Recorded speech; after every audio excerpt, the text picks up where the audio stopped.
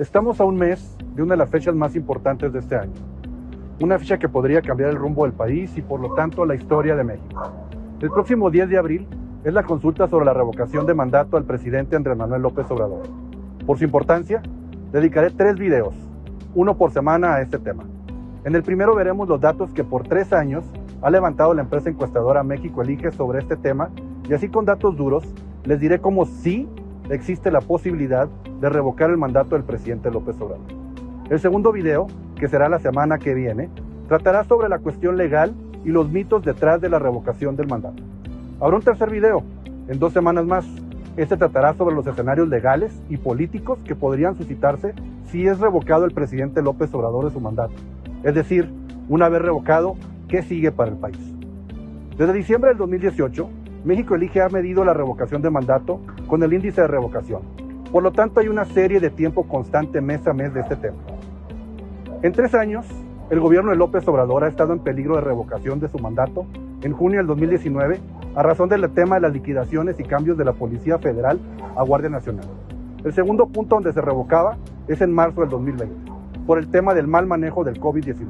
Y un tercer punto en junio del 2021, justo antes de las elecciones estatales, donde tuvo mayor votación la coalición de la oposición. La medición histórica en estos 3 años nos confirma que el presidente ha bajado a niveles de revocación. Por lo tanto, es posible mover esta revocación a números positivos.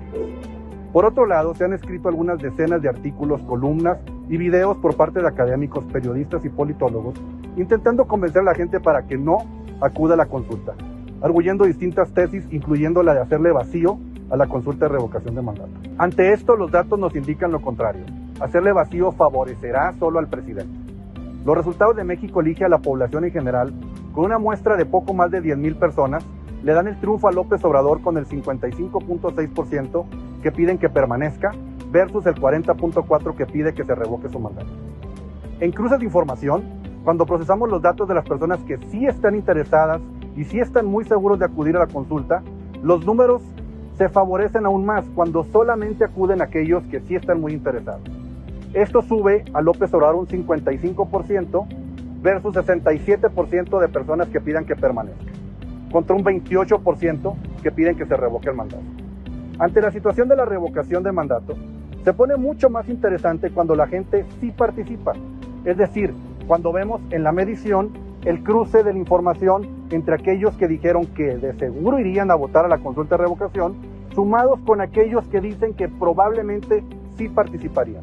El resultado da un vuelco, donde el 51.7% votarían a favor de la revocación del mandato de López Obrador, contra solo un 32.9% que votarían porque permanezca.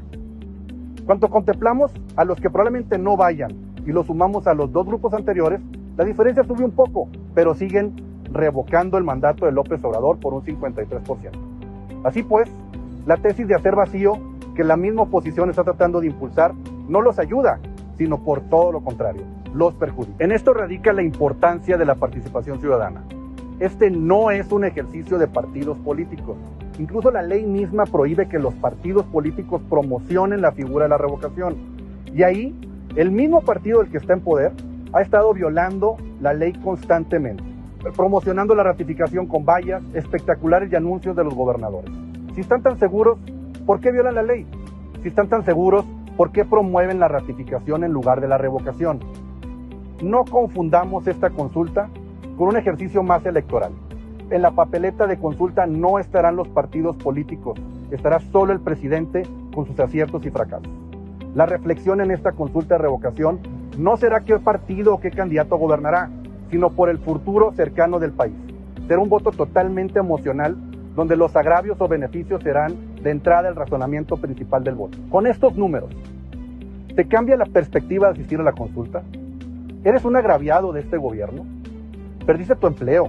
¿Te enfermaste y no te dieron atención médica o medicinas? ¿Perdiste tus apoyos de Procampo, guarderías para tus hijos, educación o becas? ¿La inflación está comiéndose tus ingresos? ¿Gastas más y ganas menos? ¿Se murió algún